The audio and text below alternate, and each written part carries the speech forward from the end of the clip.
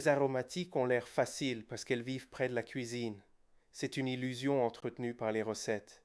Le basilic se tient là, tendre et gourmand. Le thym, juste à côté, affiche une sobriété presque morale.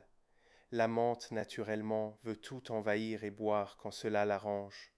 Les mettre sur une seule ligne de kit goutte à goutte ressemble à une décision pratique. C'est surtout le début d'une négociation compliquée. Ce matin, la bordure d'aromatique ressemble à une petite réunion de famille où personne n'a commandé le même plat.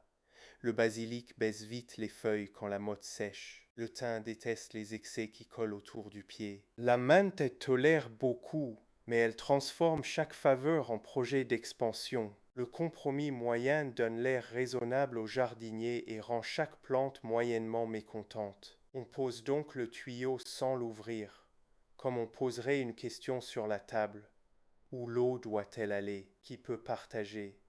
Qui doit rester à part?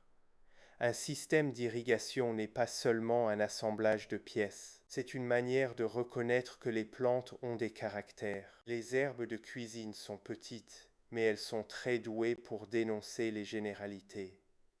Le mot kit goutte à goutte doit rester concret. Il ne signifie pas qu'un sachet d'accessoires va comprendre le jardin à notre place. Il désigne une possibilité.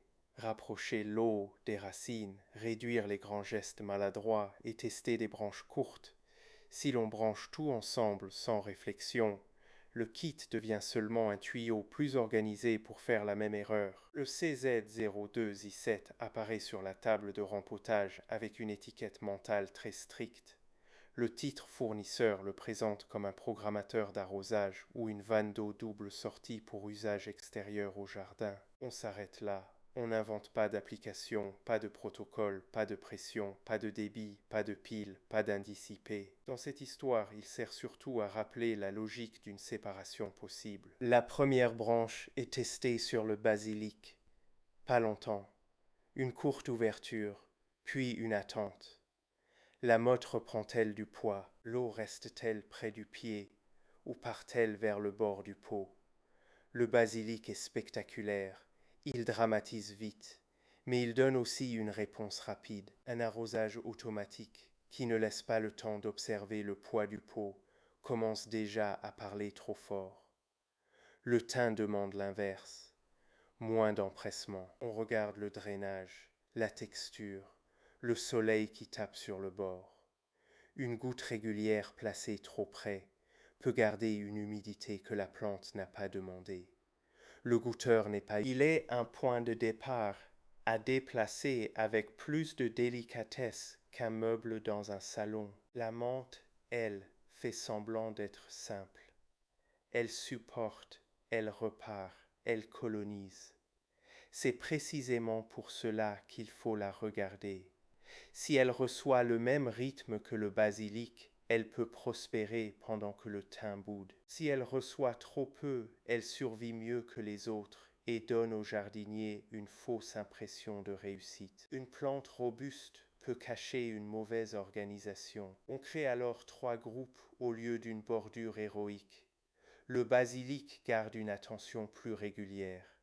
Le thym est éloigné de la générosité. La menthe reçoit une ligne qui ne récompense pas son ambition territoriale. Les mots arrosage goutte à goutte et tuyau poreux deviennent utiles parce qu'ils décrivent une action précise.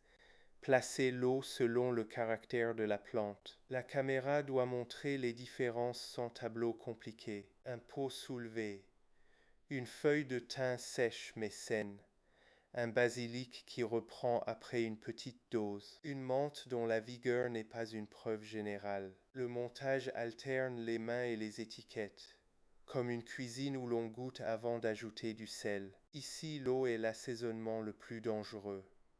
On ne promet rien. Pas de plantes sauvées, pas d'économie d'eau chiffrée, pas de résultats garantis pendant les vacances. On montre une méthode, grouper avant de programmer, tester avant de répéter, corriger avant d'augmenter. Les consommateurs se plaignent souvent des systèmes trop compliqués. Le jardin montre que la complication commence parfois dans notre façon de mélanger des plantes incompatibles. À la fin, la bordure n'a pas l'air plus technologique, elle a l'air mieux écoutée. C'est moins impressionnant qu'un grand plan de réseau, mais beaucoup plus utile.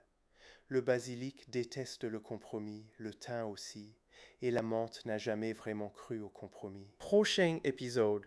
Le ciel deviendra gris toute la journée et tout le monde prendra cette couleur pour de l'eau. La deuxième partie de l'épisode prend la forme d'une audition. Chaque plante est appelée à témoigner. Le basilic parle par le poids du pot et la souplesse de ses feuilles. Le thym parle par son drainage et sa résistance aux excès. La menthe parle trop fort comme souvent, mais ses racines montrent quand même ce qu'elle reçoit. Cette forme d'enquête donne une structure très différente du rang de tomates précédent. On met 3 coupelles sous 3 pots pendant le test. Sous le basilic, une petite quantité d'eau ressort vite. La motte a besoin d'une dose fractionnée. Sous le thym, le substrat reste trop longtemps humide si l'on répète le même rythme. Sous la menthe, l'eau disparaît et la plante réclame déjà plus d'espace. Le spectateur comprend que le compromis unique est confortable pour le programme, pas pour les racines. La présence du CZ0217 reste volontairement modeste. On peut filmer l'objet sur la table, puis revenir au pot.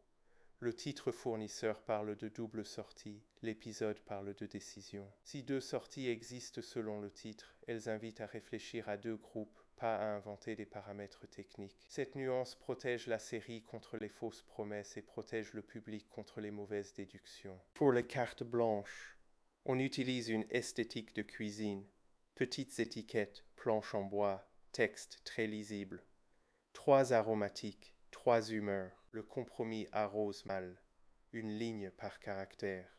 Chaque carte doit avoir l'air d'une note collée près de l'évier, parce que les aromatiques appartiennent à ce territoire entre jardin et repas. La forme visuelle aide à ne pas répéter la grammaire des épisodes précédents. On introduit une micro-erreur volontaire. Le jardinier remet le basilic et le thym sur la même branche pour gagner du temps. 1 heure plus tard, le thym paraît toujours trop humide et le basilic commence déjà à perdre son aplomb. La correction devient évidente sans discours. Séparer les plantes n'est pas du luxe, c'est reconnaître que la proximité dans une recette ne crée pas une proximité dans l'arrosage. La fin garde une pointe comique. La menthe semble sortir gagnante de toutes les configurations, ce qui n'est pas exactement rassurant. Le carnet note donc une phrase un peu méfiante. Surveillez les plantes robustes, elles mentent mieux que les autres. Le prochain épisode pourra alors partir d'une autre illusion, le ciel gris, qui prétendra faire le travail du robinet. On tourne une scène courte près de la porte de cuisine. Le basilic est cueilli pour un plat. Le thym reste au soleil.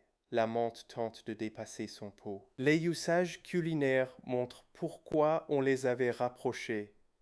Le test d'arrosage montre pourquoi cette proximité ne suffit pas. Cette double logique, cuisine et racine, donne à l'épisode son relief.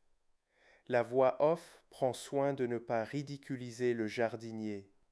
Grouper les aromatiques semblait logique. Beaucoup de jardiniers le font parce que c'est pratique, joli et proche de la main. L'épisode ne dit pas que cette idée était stupide. Il dit qu'elle était incomplète. Cette nuance rend le conseil plus acceptable. On ajoute un plan de carnet avec 3 colonnes, gourmand, sobre, envahissant. Ce ne sont pas des catégories scientifiques strictes, ce sont des repères de jardin. Elles suffisent pour ne pas donner au thym le planning du basilic. La simplicité de la page aide le public à reproduire la méthode sans acheter quoi que ce soit de plus. La dernière image montre la menthe placée un peu à l'écart. Elle a l'air innocente, ce qui n'est jamais bon signe. La voix off sourit. Certaines plantes acceptent tous les compromis parce qu'elles préparent déjà le suivant. Avant le générique, on coupe 3 petites branches d'aromatiques pour la cuisine. Le basilic donne une feuille souple. Le thym garde son parfum sec. La menthe envahit presque le plan. Ce prélèvement rappelle que l'objectif n'est pas un réseau parfait, mais des plantes utilisables proches de la maison avec des besoins reconnus. La dernière phrase doit rester pratique. Si 2 plantes finissent toujours en désaccord, ce n'est pas au minuteur de trancher par force. On les sépare. La série garde ainsi son ton.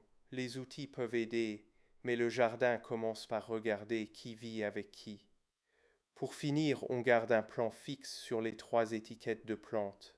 Elles sont proches, mais elles ne racontent plus la même demande. Cette image suffit à résumer l'épisode. Le jardin peut être pratique pour la cuisine et précis pour les racines. Les compromis n'est pas interdit, il doit seulement être prouvé.